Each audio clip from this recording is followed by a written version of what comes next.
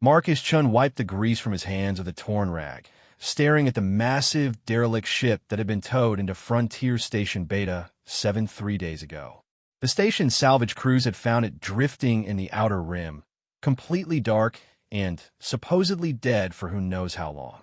Now it sat in the station's largest docking bay, a hulking mass of dark metal that seemed to absorb light rather than reflect it.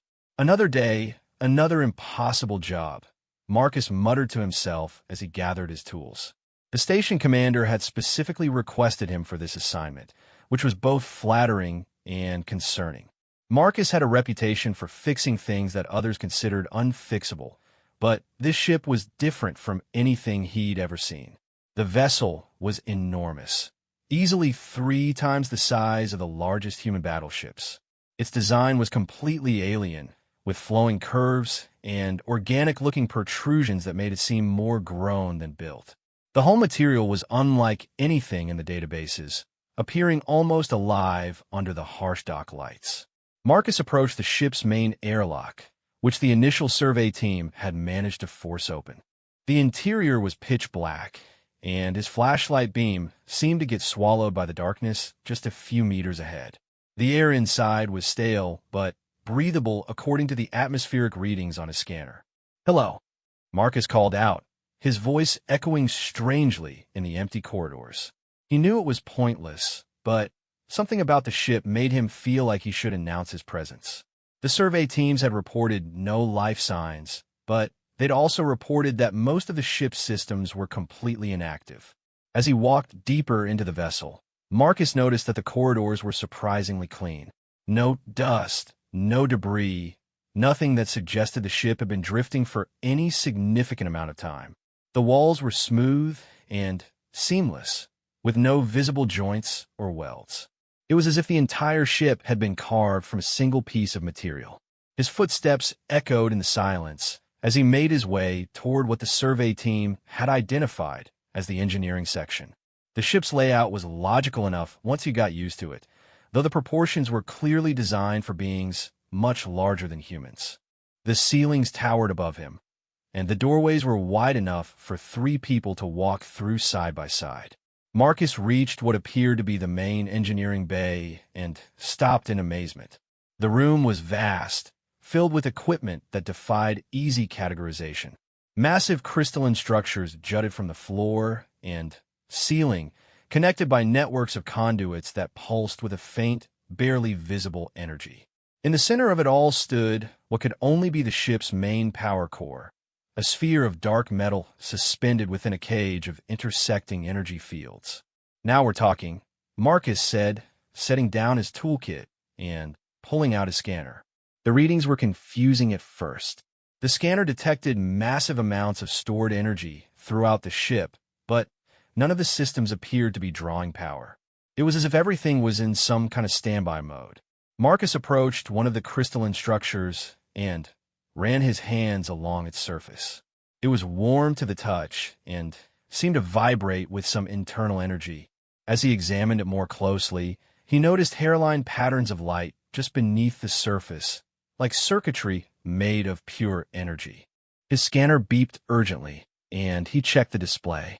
Energy levels throughout the ship had just spiked dramatically.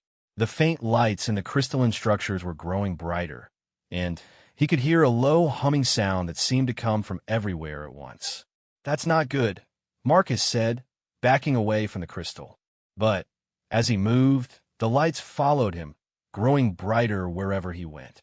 The humming sound increased in pitch and complexity, almost like the ship was trying to communicate.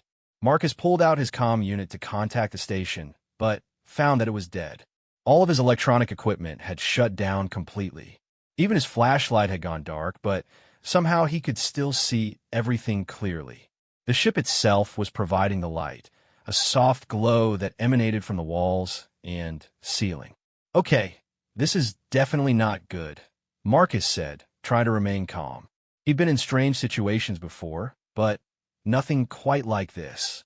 The ship was clearly reacting to his presence, but he had no idea what that meant or what he should do about it. As he stood there trying to decide whether to run or stay, the humming sound began to change. It became more rhythmic, more purposeful. And then, impossibly, it began to form patterns that his mind could almost interpret as words. "Welcome," the ship seemed to say, though the sound came from everywhere and nowhere at once. "We have been waiting." Marcus felt his heart racing. Ships didn't talk. Even the most advanced AI systems used speakers and displays to communicate. This was something else entirely, something that spoke directly to his mind without using his ears. "Who's been waiting?" Marcus asked aloud, feeling foolish for talking to a ship, but not knowing what else to do. "The Guardians of the Deep Dark," came the response, clearer now, but still seeming to bypass his ears entirely. "We are the last of our kind, and our vigil nears its end. But you are not what we expected." The lights around Marcus pulsed in complex patterns, and suddenly he could see the ship's systems in a way that made perfect sense. The crystalline structures weren't just power conduits. They were living components, each one a conscious entity working in harmony with the others. The ship wasn't just a vessel. It was a being, ancient beyond measure and vast beyond comprehension. "I don't understand," Marcus said. "What vigil? What are you guarding against?" Images flooded his mind. Visions of a galaxy torn apart by war between forces he couldn't even begin to comprehend. He saw worlds consumed by darkness, stars snuffed out like candles, and fleets of ships like this one standing against the void. He saw the final battle, where the last of the Guardian race had sacrificed themselves to imprison something terrible in the spaces between spaces. "The Devourers," the ship explained, its mental voice heavy with ancient sorrow. "They consume all life, all light, all hope. We fought them for eons, but in the end, we could only contain them. For 50,000 years, ships like me have maintained the barriers that keep them locked away. But now our numbers dwindle, and the barriers weaken." Marcus staggered under the weight of the revelations. "Why are you telling me this? I'm just a mechanic." "You are human," the ship replied, and there was something like wonder in its voice. "We have watched your species from afar. You are young, barely past your first steps into the void, but you have something we had lost long ago. You have hope. You adapt. You survive against impossible odds." The ship's consciousness seemed to focus on him more intently, and Marcus felt as if he were being examined by something vast and ancient. "We are dying, Mechanic Marcus Chun. Our bodies fail, our minds grow weary, and soon there will be none left to maintain the prison. But perhaps there is another way." "What way?" Marcus asked, though part of him already suspected the answer. "We can teach you," the ship said. "We can show your species how to take up our burden, how to become the new Guardians. But the choice must be freely made, and it must be made soon. The barriers will not hold much longer without active maintenance." Marcus felt overwhelmed. He'd come here to fix a broken ship, and instead he'd stumbled into a cosmic responsibility that seemed far beyond anything humanity was ready for. "How soon?" "Years, perhaps a decade at most," the ship replied. "Time enough to prepare, if your people are willing to learn." The ship's consciousness withdrew slightly, giving Marcus space to think. Around him, the crystal structures pulsed gently, casting shifting patterns of light and shadow on the walls. He could feel the ship's vast intelligence waiting patiently for his response, like an ancient teacher waiting for a student to understand a difficult lesson. Marcus thought about everything he'd seen and heard. The images the ship had shown him were terrifying, but they also made a strange kind of sense. Humanity had always been explorers, always pushing into the unknown. Maybe this was just the next step in that journey. "If I agree to learn," Marcus said slowly, "what happens to you? What happens to the other Guardian ships?" "We will teach as long as we are able," the ship replied. "And when our time comes, we will join our consciousness with yours, passing on our knowledge and experience to the next generation of Guardians." Is not death, but transformation. Marcus nodded slowly. It wasn't really his decision to make, of course. This was something that would affect all of humanity, all of the galaxy potentially. But he could start the conversation, could be the bridge between his people and These ancient protectors. I'll need to talk to my people, Marcus said. They'll need to know what we're being asked to take on. Of course, the ship agreed. But be careful who you trust with this knowledge. Not all species are ready to face the truth of what lurks in the dark spaces. Some might try to exploit the barriers for their own purposes, or worse, attempt to free the devourers in the belief that they can control them. Marcus felt a chill at that thought. Has that happened before? Twice, the ship replied grimly. Both times we were forced to intervene. The species in question no longer exist. The weight of responsibility settled on Marcus's shoulders like a lead blanket. Not only was humanity being asked to become cosmic guardians, but they were also being tested. Fail the test, and they might join the ranks of extinct civilizations. How do I contact you again? Marcus asked. How do I bring others here to learn? You need only touch the central crystal and call out in your mind, the ship explained. I will hear you from anywhere in this system. But choose your companions wisely, mechanic. The knowledge I carry is not for the unworthy. Marcus approached the central crystal and placed his hand on its warm surface. Immediately, he felt the ship's vast consciousness surrounding him, ancient and patient and incredibly alien, yet somehow familiar.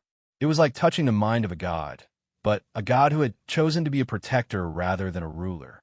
What's your name? Marcus asked suddenly. I can't keep thinking of you as just the ship. There was a pause, as if the question had caught the being off guard.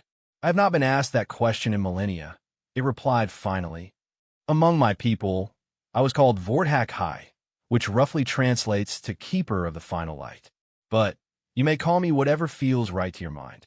Marcus considered this. HFY is good, he said. It sounds important, which you definitely are. He felt a ripple of something that might have been amusement from the ship's consciousness. Your species fascinates me already, Marcus Chun. You face the impossible with humor and determination. Perhaps there is hope for this galaxy yet. Marcus removed his hand from the crystal and stepped back. The ship's lights dimmed to a more comfortable level, though they didn't disappear entirely.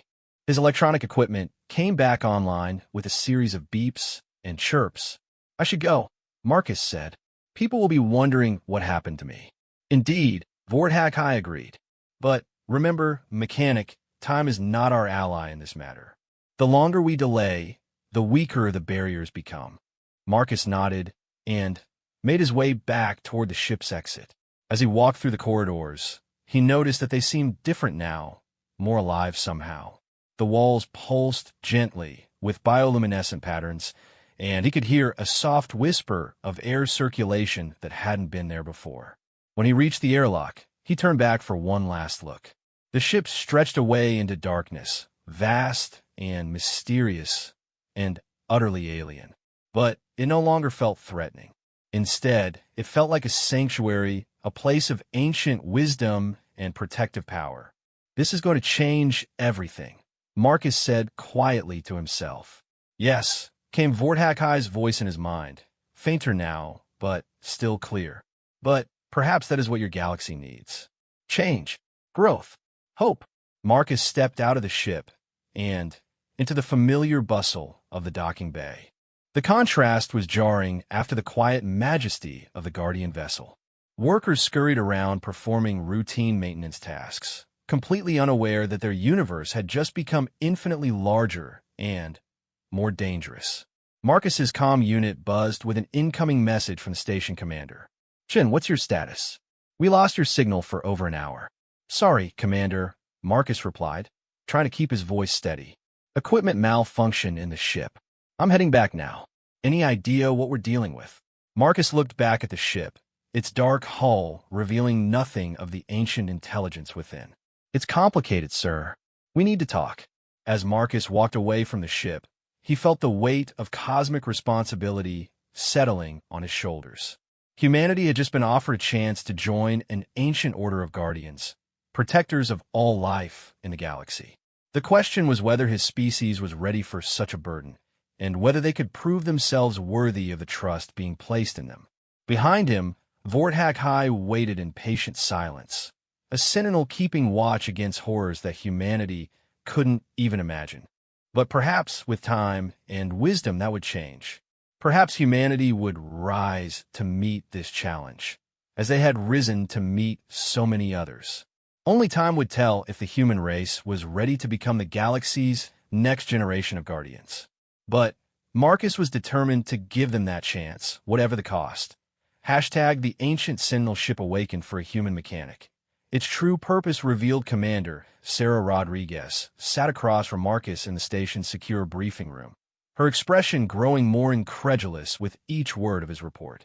The recording device between them captured every detail, but Sarah found herself wishing this was all some elaborate joke. "Let me get this straight, Chun," she said, leaning back in her chair. "You're telling me that ship is not only alive, but it's been guarding the galaxy against some cosmic horror for 50,000 years, and now it wants humanity to take over the job?" Marcus nodded grimly. "I know how it sounds, Commander, but I felt its mind. I saw the visions it showed me. This isn't some delusional AI or elaborate hoax.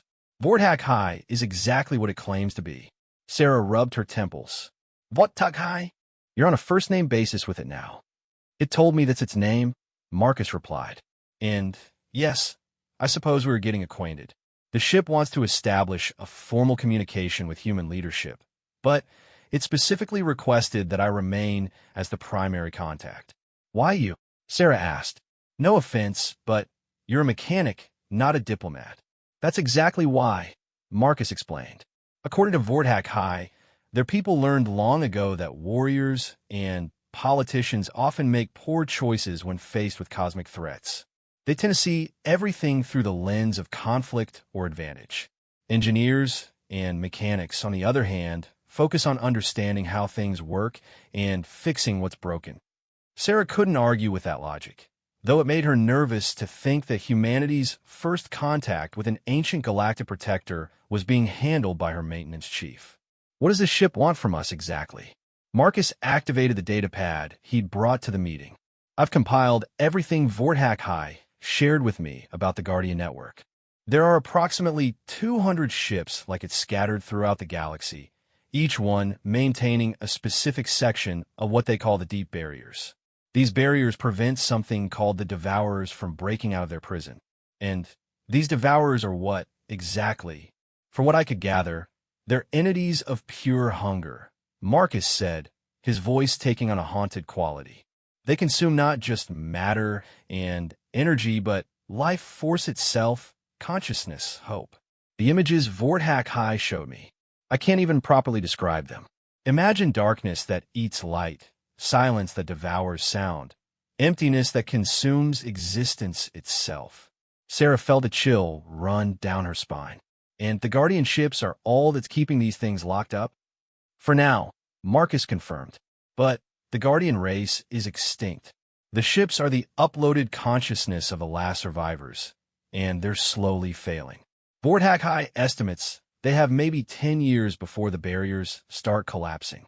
10 years to convince humanity to become cosmic prison guards," Sarah said dryly. "No pressure." Marcus leaned forward. "There's more, Commander. This isn't just about maintaining the status quo. The Guardians believe humanity has the potential to do more than just hold the line. They think we might be able to find a permanent solution to the Devourer threat." "Based on what?" "Our adaptability," Marcus explained. "Every other species the Guardians have encountered either lacks the mental flexibility to comprehend the true scope of the threat, or they become so overwhelmed by it that they give up hope. Humans, according to Vortak High, have a unique combination of intelligence, creativity, and stubborn refusal to accept defeat." Sarah snorted. "Well, they're not wrong about the stubborn part. The question is what we do with this information," Marcus continued. "Vortak High is willing to begin training selected humans in Guardian technology and techniques, but it needs assurance that humanity won't misuse the knowledge or try to exploit the barriers for our own purposes." "Has that happened before?" Marcus nodded grimly. "Twice. Both species try to weaponize Guardian technology. Both are now extinct." The weight of that revelation settled over the briefing room like a heavy blanket. Sarah stared at the data pad for a long moment, trying to process the implications of what Marcus was telling her. We need to bring this to Fleet Command, she said finally. This is way above both our pay grades. I agree, Marcus replied. But Vorthak High wants to meet with a small group first. Scientists, engineers, maybe a few military advisors. People who can understand the technical aspects before we start dealing with the political ramifications. Sarah nodded slowly.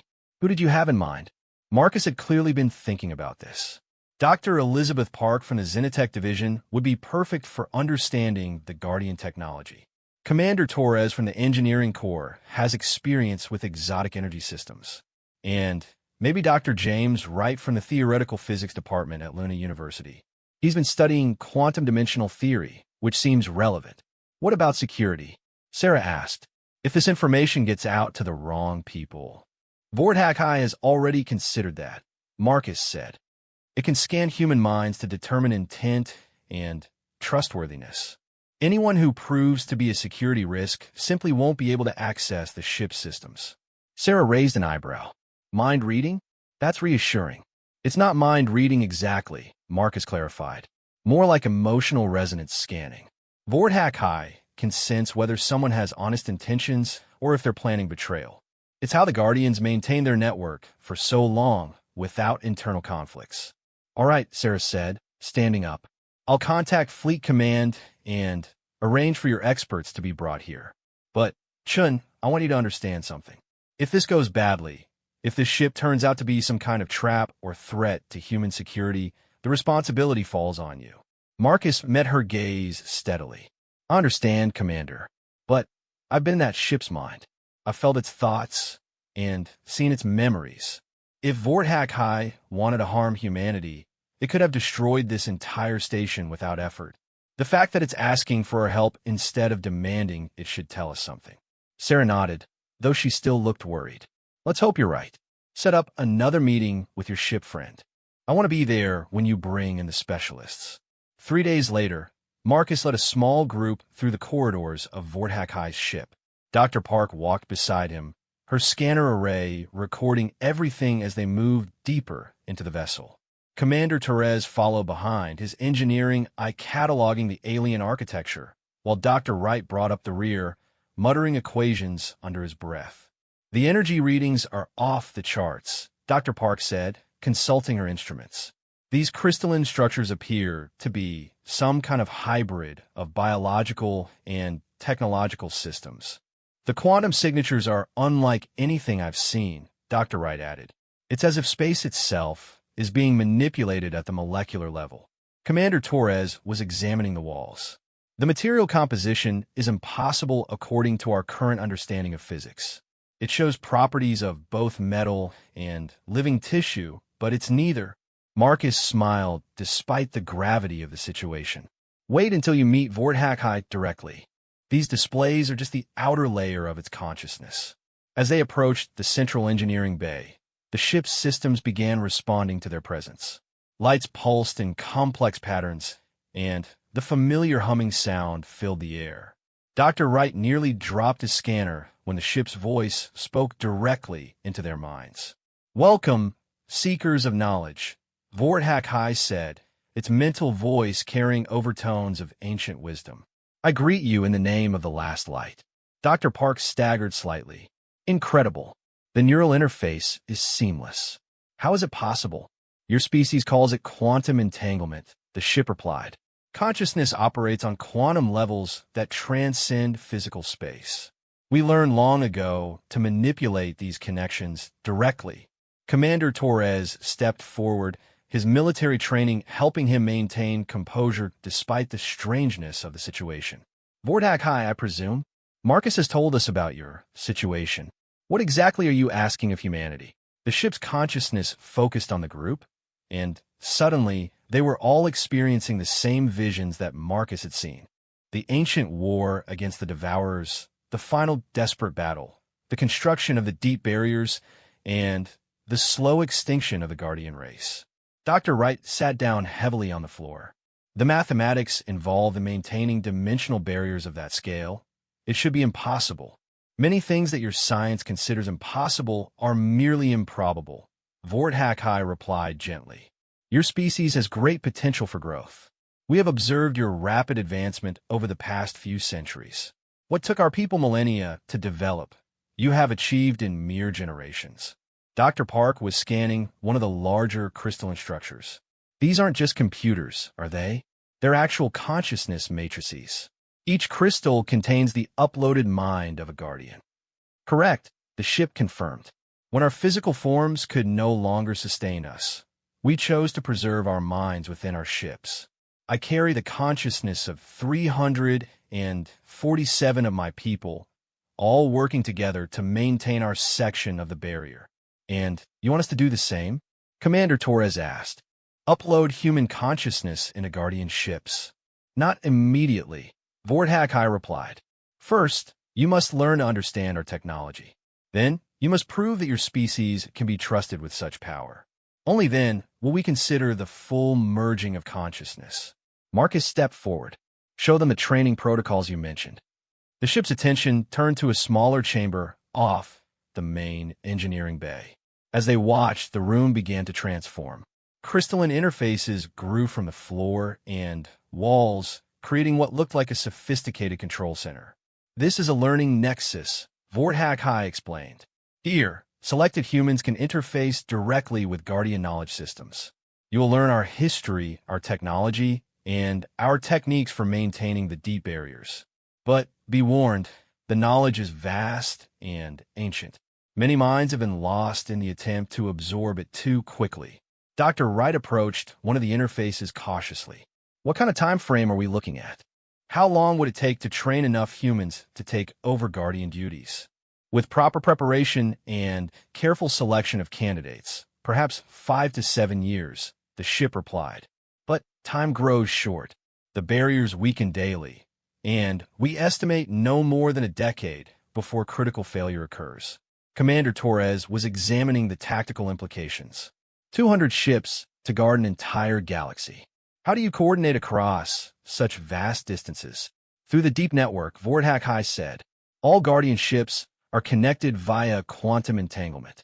We share information, coordinate responses, and support each other's systems instantaneously across any distance. Faster than light communication? Dr. Park asked excitedly. The applications for human space expansion would be revolutionary. Indeed, the ship agreed. But remember, this technology comes with responsibility. The deep network must never be compromised or used for warfare. The Devourers are always seeking ways to exploit any weakness in our systems. Dr. Wright was studying the mathematical principles behind the interfaces. The computational power required for this level of consciousness integration, it would take every quantum computer on Earth working in parallel. Your current technology is insufficient, Vorthak acknowledged. But we can teach you to construct the necessary systems. The crystalline matrices can be grown using techniques we have perfected over millennia. Commander Torres had been quietly observing the entire exchange, and now he spoke up. Vorthak, I have to ask the military question. What happens if humanity refuses your offer? Or if we prove unworthy in your judgment? The ship's consciousness grew heavy with sorrow. Then, we continue our vigil until we can no longer maintain it. The barriers will fail, and the Devourers will once again ravage the galaxy. Your species, along with all others, will face extinction. And if we accept but fail in our duties? Dr. Park asked. The same outcome, Vorthak replied honestly. But at least there would be hope. We have watched your people for generations, studying your conflicts and your achievements. You have a remarkable ability to succeed against overwhelming odds. Dr. Wright looked up from his calculations. You mentioned that 2 other species tried and failed. What made them different from us? The Zephyrians sought to use Guardian technology to conquer their enemies, the ship explained. They viewed the deep network as a weapon delivery system. The Thrakkari believed they could negotiate with the Devourers, that some compromise was possible. Both species fundamentally misunderstood the nature of what we guard against. And you think humans are different? Commander Torres asked. Your species shows a unique combination of pragmatism and idealism, Vorthak said. You understand that some enemies cannot be negotiated with, but you also refuse to abandon hope for a better solution. This balance is what we believe makes you suitable candidates for the Guardian role. Marcus had been listening to the exchange with growing excitement. Vorthak High, would it be possible to bring more human specialists here? Scientists, engineers, philosophers, even? The more minds we can apply to this problem, the better our chances of finding a permanent solution. Carefully selected individuals, yes, the ship agreed. But remember, each person who learns our secrets becomes a potential security risk. The knowledge of how to breach the deep barriers must never fall into the wrong hands. Dr. Park was examining the data her scanners had collected. The energy signatures suggest that these barriers operate on multiple dimensional levels simultaneously. Are the Devourers imprisoned in our reality or somewhere else? Both and neither, Vorthak High replied. They exist in the spaces between dimensions, the dark gaps where reality grows thin. The barriers seal these gaps, preventing the Devourers from accessing our universe. Dr. Wright's eyes lit up. Of course. That's why the mathematics seemed impossible. You're not just manipulating space-time. You're manipulating the fundamental structure of reality itself. Now you begin to understand, the ship said, and there was approval in its mental voice. The Guardian knowledge encompasses not just technology, but a deep understanding of the universe's hidden architecture. Commander Torres was thinking strategically. If we move forward with this, we'll need to bring in fleet command and possibly civilian leadership. The political implications alone. Choose your representatives carefully, Vorthak High warned. Not all humans will be able to comprehend the true scope of what we face. Some may see opportunity for personal gain rather than cosmic responsibility. We understand, Marcus said, but humanity deserves a chance to make this decision collectively. Even if we can't tell everyone everything immediately. The ship's consciousness seemed to consider this. Perhaps a gradual revelation would be wise. Begin with your scientific and military leaders. Let them understand the reality of the situation before expanding the circle of knowledge. Dr. Park looked up from her scanner.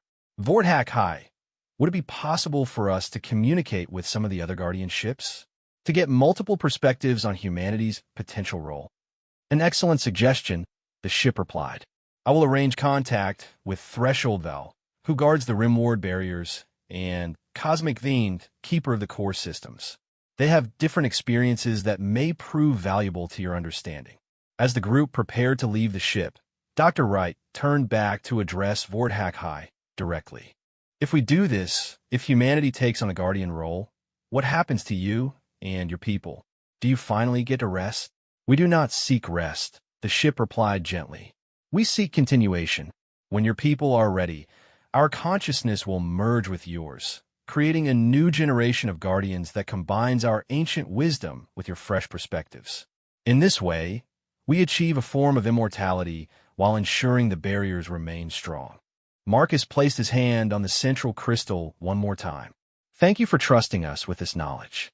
We won't let you down. I hope not, Marcus Chun, Vorthak High replied. For all our sakes. As they walked back through the ship's corridors, the group was quiet, each absorbed in the magnitude of what they'd learned. Humanity stood at a crossroads that would determine not just their own future, but the fate of all life in the galaxy. The question was whether they were ready for such a burden, and whether they could prove themselves worthy of the ancient trust being offered to them. Only time would tell, but the clock was ticking, and the stakes couldn't be higher. The ancient Sentinel ship awakened for a human mechanic. Its true purpose revealed. Admiral Catherine Hayes stood in the observation deck of the battleship Prometheus, watching the massive Guardian vessel through the reinforced viewport. 3 months had passed since Dr. Park's team had made their initial contact with Vorthak High, and now the ship served as humanity's first training facility for what everyone was calling the Guardian Project. Status report, Commander Rodriguez. Admiral Hayes said, not taking her eyes off the alien vessel. Sarah Rodriguez consulted her datapad. We now have 37 humans undergoing basic Guardian training aboard Vorthak High. Another 63 are in the queue, pending psychological evaluation and security clearance. The learning process is intensive. Casualties? The Admiral asked grimly. No deaths, but 12 have suffered mental strain requiring extended recovery periods, Rodriguez replied. Dr. Wright calls it cognitive overload. The human brain isn't naturally equipped to process Guardian-level mathematics and dimensional theory. Admiral Hayes nodded. She'd read the reports. The Guardian knowledge base was so vast and complex that even brilliant scientists struggled to absorb it without suffering psychological damage. What about the political situation? Mixed reactions from the Colonial Council, Rodriguez said. The scientists are enthusiastic, the military is cautiously supportive, but several civilian governments are expressing concern about the secrecy surrounding the project. They'll understand the need for secrecy once they see what we're dealing with, Admiral Hayes said. Any word from the other Guardian ships? Threshold Val has agreed to train an additional team of humans in barrier maintenance techniques, Rodriguez replied. But Cosmic Fiend remains resistant to human contact. Admiral Hayes turned from the viewport. Resistant how? According to Vorthak High, Cosmic Fiend has had negative experiences with younger species in the past. It's willing to acknowledge humanity's potential, but wants to see more proof of our commitment before sharing its knowledge. Fair enough, the Admiral said. We'll prove ourselves to it eventually. What about the practical side? Are we actually making progress toward being able to take over Guardian duties? Rodriguez smiled slightly. You should see the reports from Dr. Park's team. They've successfully interfaced with basic Guardian systems and are beginning to understand the fundamentals of barrier maintenance. Marcus Chun has shown particular aptitude for the consciousness integration protocols. Admiral Hayes raised an eyebrow. The mechanic? Still, Vorthak High insists that his mechanical intuition makes him ideal for understanding Guardian technology, Rodriguez explained. He's become something of a bridge between human thinking and Guardian logic. A soft chime indicated an incoming transmission. Rodriguez checked her comm unit and looked surprised. It's from a Guardian ship, Admiral. Vorthak High is requesting a direct meeting with you. Admiral Hayes straightened her uniform. About time. I've been wanting to have a conversation with our ancient friend. 2 hours later, Admiral Hayes stood in the central chamber of Vorthak High's ship, surrounded by the pulsing crystalline structures that housed the consciousness of an extinct civilization. The experience was overwhelming, even for someone who'd been briefed extensively on what to expect. Admiral Catherine Hayes. Vorthak High's voice resonated in her mind. I greet you as one warrior to another. Your reputation as a protector of humanity precedes you. Thank you, Admiral Hayes replied aloud. I've come to discuss the military implications of the Guardian Project. My people need to understand what kind of threats we're preparing to face. A wise question, the ship replied. But first, you must understand that the Devourers are not an enemy that can be fought in any conventional sense. They are antithesis itself, the opposite of existence. Images flooded Admiral Hayes' mind, showing the final battles of the Guardian-Devourer War.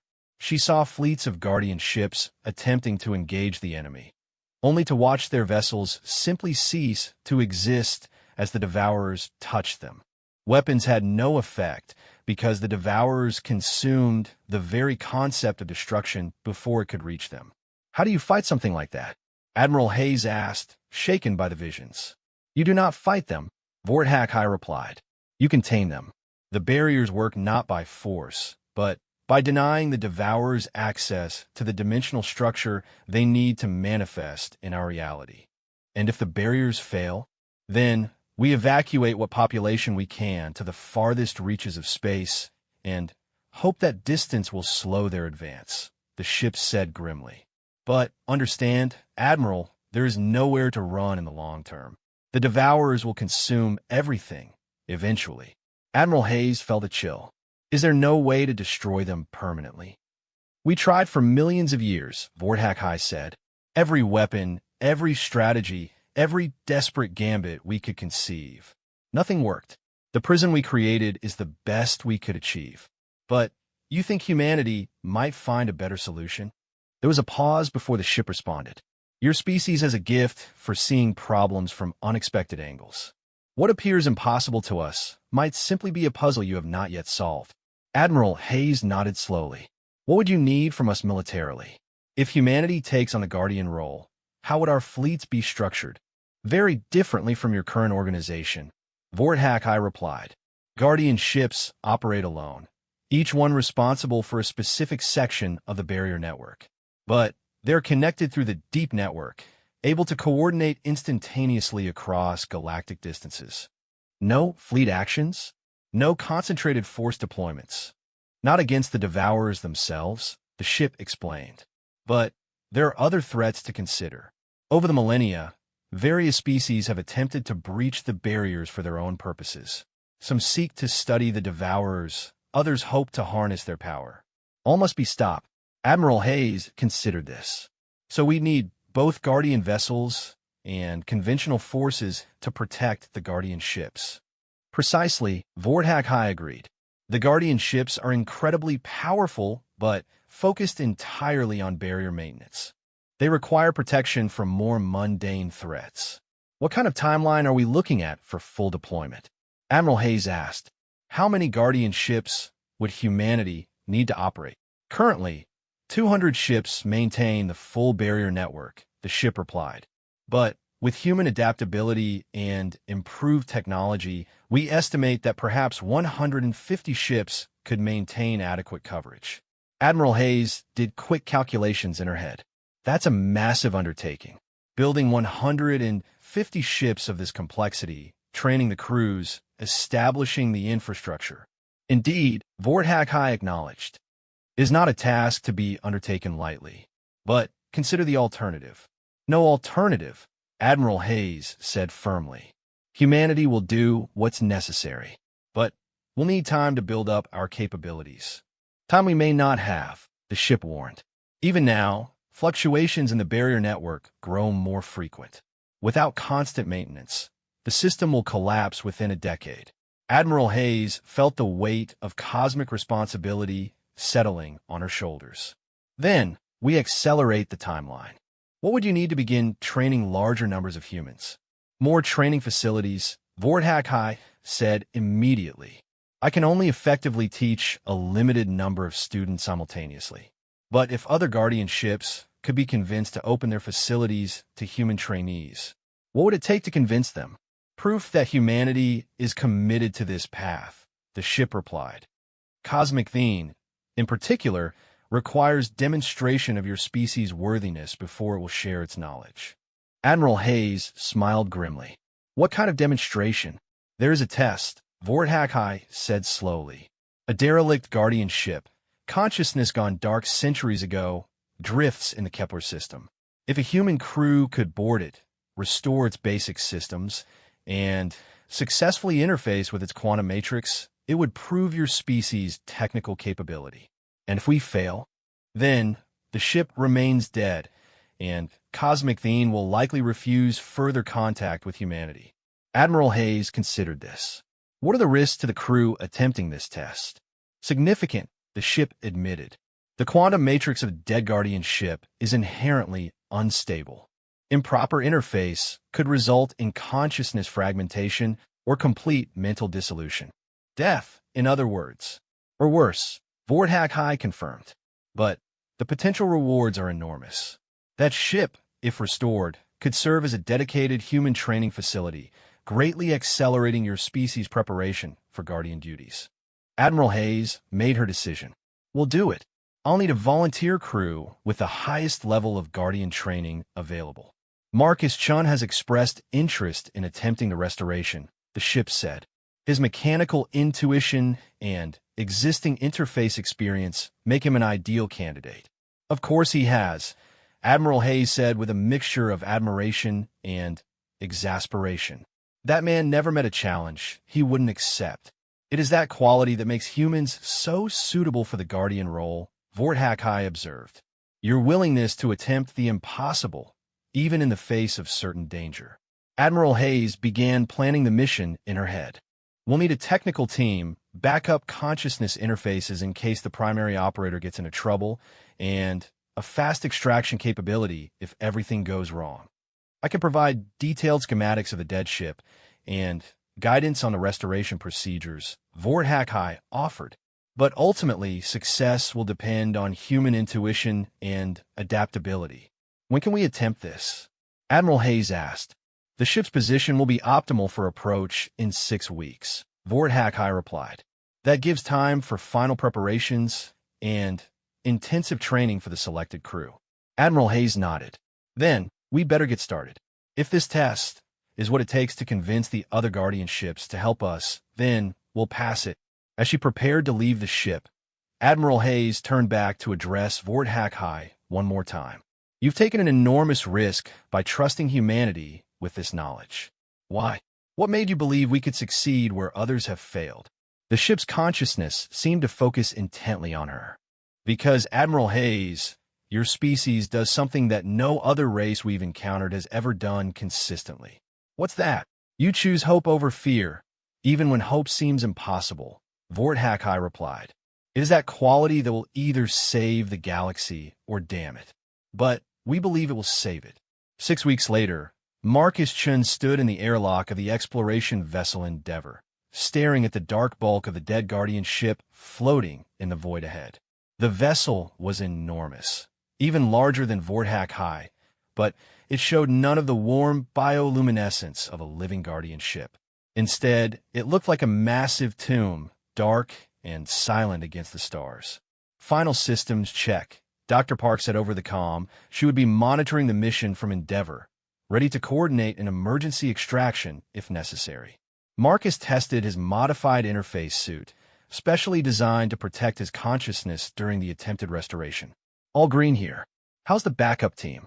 Standing by, came the reply from Dr. Wright, who would be maintaining a secondary consciousness link in case Marcus ran into trouble. Remember, if you feel any sign of mental strain, abort immediately. Marcus nodded, though no one could see him in the suit. Understood. Beginning approach now. As Marcus jetted across the void toward the dead ship, he felt a mixture of excitement and terror. According to HFY, no one had attempted to restore a dead Guardian ship in over 1,000 years. The last crew that tried had been found weeks later, their bodies intact, but their minds completely gone. But Marcus had confidence in his abilities and in the modified procedures that HFY had helped develop specifically for human physiology. If anyone could pull this off, it would be him. He found a ship's airlock and activated the emergency override codes that HFY had provided. The massive doors cycled open, revealing corridors that were pitch black and devoid of any energy signature. I'm inside, Marcus reported. No power readings at all. This place is completely dead. He made his way through the familiar Guardian ship layout, his suit lights cutting through darkness that seemed almost solid. Unlike HFY's ship with its warm organic feeling, this vessel felt cold and abandoned. Marcus reached what had been the central consciousness chamber and set up his equipment. The crystalline matrix at the center of the room was dark and lifeless, but his scanner showed that the underlying quantum structure was still intact. Beginning interface procedures, Marcus announced. He connected the modified interface cable to his suit and approached the central crystal. According to the plan, he would attempt to jumpstart the ship's consciousness matrix using his own mental patterns as a template. Marcus placed his gloved hand on the crystal and activated the interface. Immediately, he was plunged into a vast emptiness that seemed to stretch in all directions. This wasn't the warm, welcoming presence he'd experienced with HFY.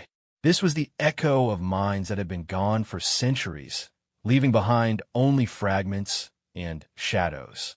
But within that emptiness, Marcus could sense the underlying structure of the ship's consciousness matrix.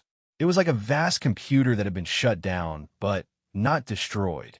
All he needed to do was find the right combination of inputs to restart the system. Status report, Marcus, DR. Park's voice seemed to come from very far away. I'm in the Matrix, Marcus replied, though he wasn't sure if his voice was carrying through the interface properly. Looking for the consciousness restart protocols, he began navigating through layers of Guardian computer architecture, guided by his intuitive understanding of how such systems should work. It was like trying to restart a car with a completely unfamiliar engine layout, but his mechanical experience served him well. After what felt like hours but was probably only minutes, Marcus found what he was looking for. The core consciousness seed, the fundamental pattern that defined the ship's basic personality and operational parameters. But as he attempted to activate it, something went wrong. Instead of the gentle awakening he'd expected, the ship's systems suddenly came online with a violent surge of energy that nearly tore his consciousness apart. The dead ship was not empty after all. Something else was living in its systems, something that had been waiting in the darkness for an opportunity to escape. Hashtag the ancient Sentinel ship awakened for a human mechanic. Its true purpose revealed, Marcus screamed as the malevolent presence in the dead Guardian ship's systems attacked his consciousness directly. It was like being torn apart from the inside, while simultaneously being crushed by an enormous weight. Through the interface, he could feel something ancient and hungry trying to claw its way into his mind. Marcus, your neural readings are going critical. Dr. Park's voice cut through the mental chaos. Abort the interface now. But Marcus couldn't disconnect. Whatever was in the ship's systems had trapped him, holding his consciousness prisoner while it examined his memories and knowledge. Worse, he could sense it discovering information about humanity, about HFY, about the entire Guardian project. It's not the ship's consciousness. Marcus managed to gasp over the comm. Something else, something that doesn't belong here.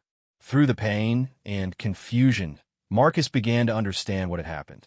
This wasn't a dead Guardian ship at all. It was a trap, a devourer fragment that had somehow survived the ancient war by hiding within the quantum matrix of a Guardian vessel. The entity was smaller than a full devourer, more like a splinter or an echo, but it was still immensely dangerous. It had been feeding on the ship's remaining energy for centuries, growing stronger while waiting for someone to provide it with a way to escape. Dr. Wright, I need you to boost the backup connection, Marcus said through gritted teeth.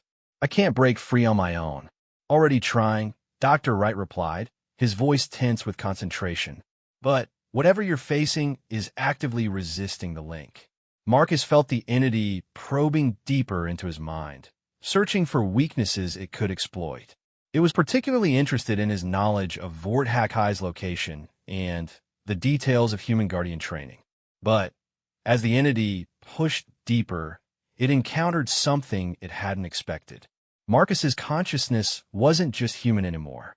Months of interface training with HFY had left traces of Guardian mental patterns in his mind, protective structures that the ancient ship had unconsciously imprinted on all its students. The Devourer fragment recoiled as it touched these alien patterns, giving Marcus a moment of respite.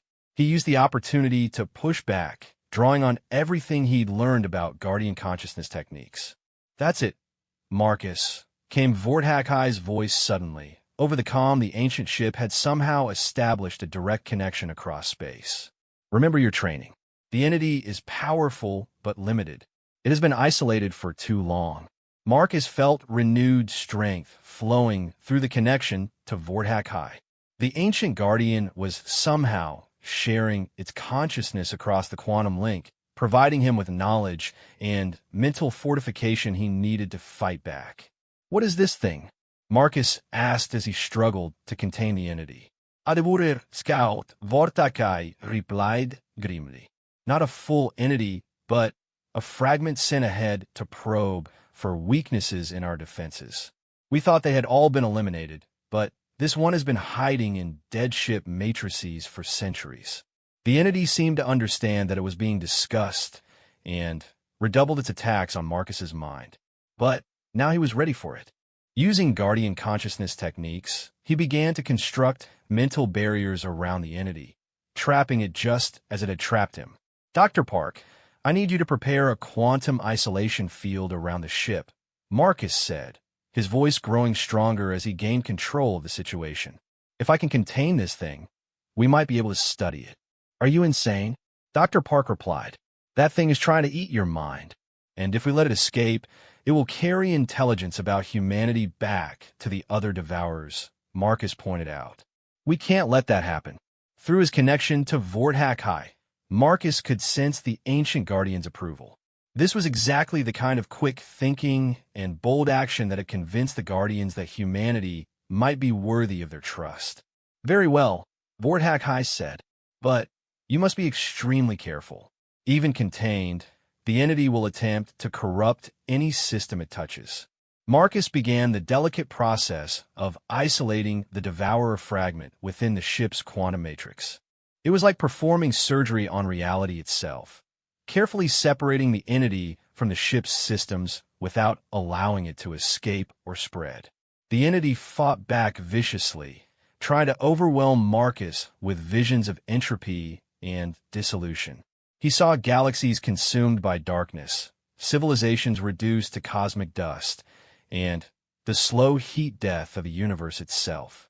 But Marcus held firm, focusing on the Guardian techniques he'd learned and the knowledge that billions of lives depended on his success. Gradually, he managed to construct a quantum prison around the entity, cutting it off from the ship's systems and trapping it within an isolated section of the consciousness matrix. "I've got it contained," Marcus announced, exhaustion clear in his voice.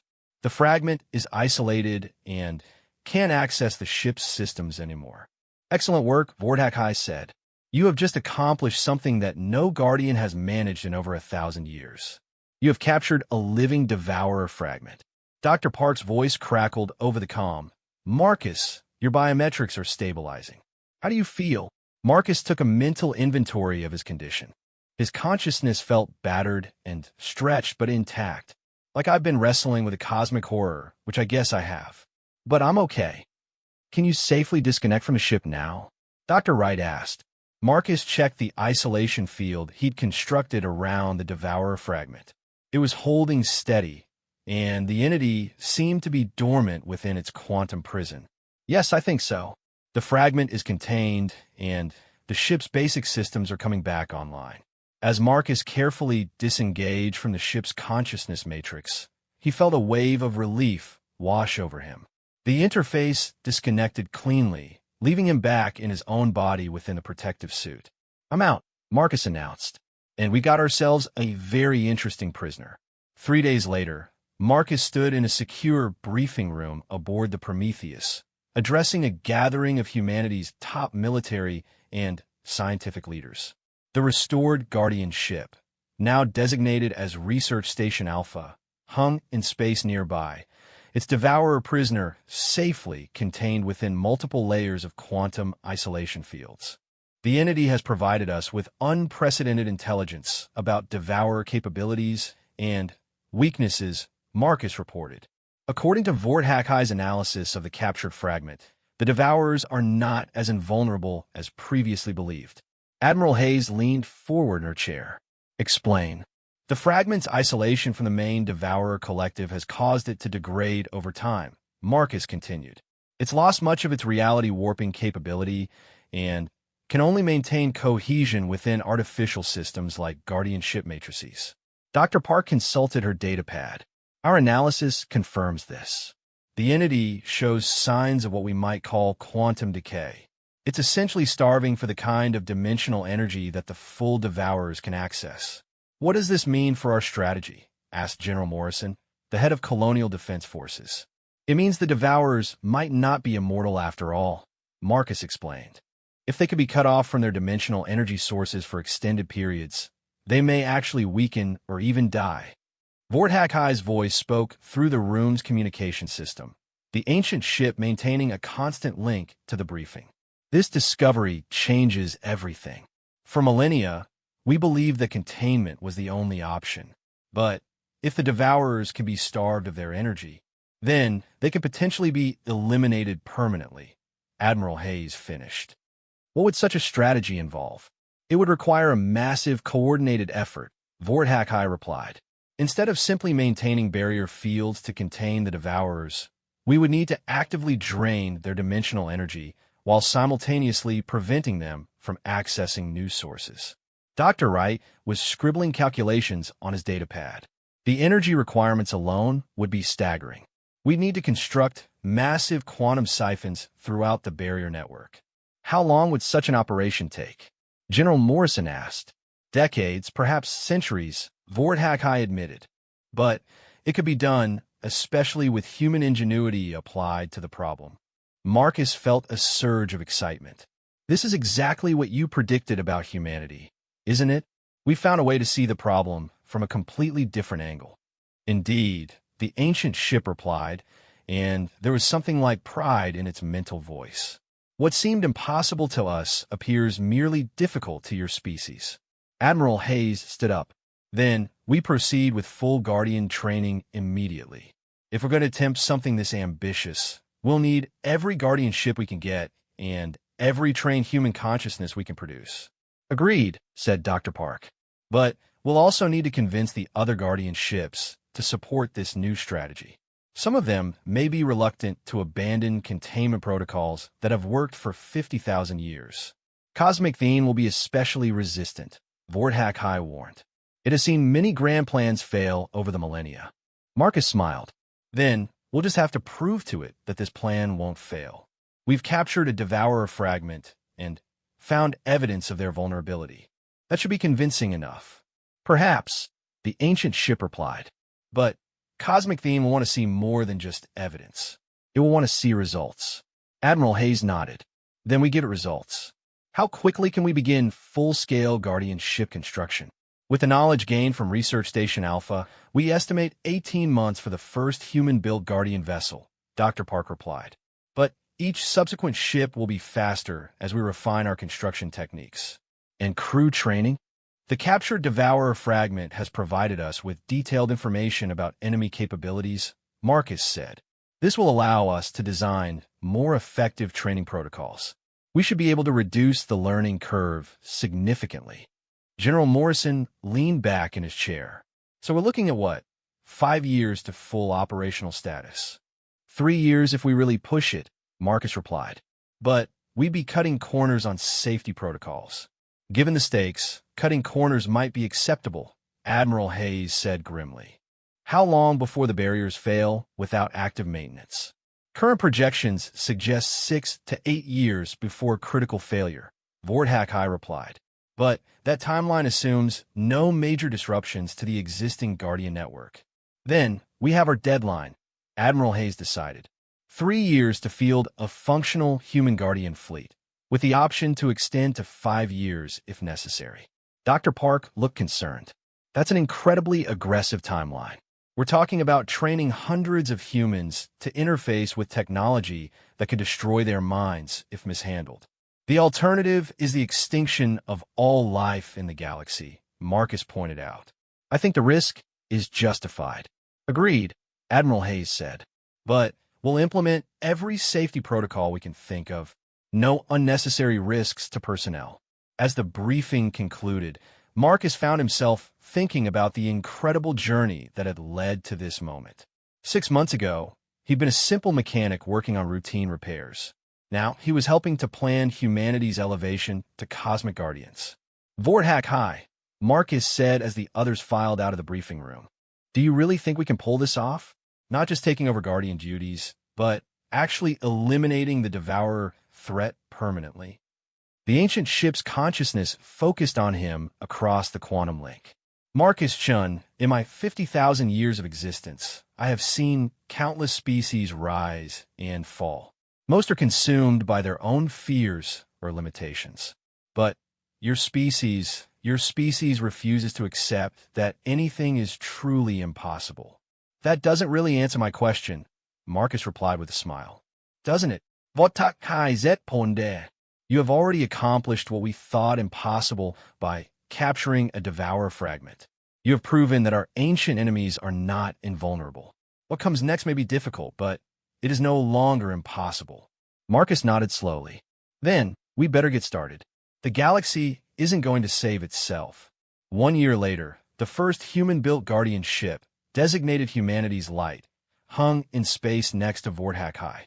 The vessel was smaller than the ancient ships, but incorporated improvements in design and efficiency that the original Guardians had never considered.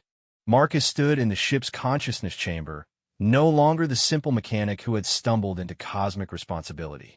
His interface with Guardian technology had evolved far beyond basic communication. He was now something new, a hybrid consciousness that combined human intuition with guardian knowledge.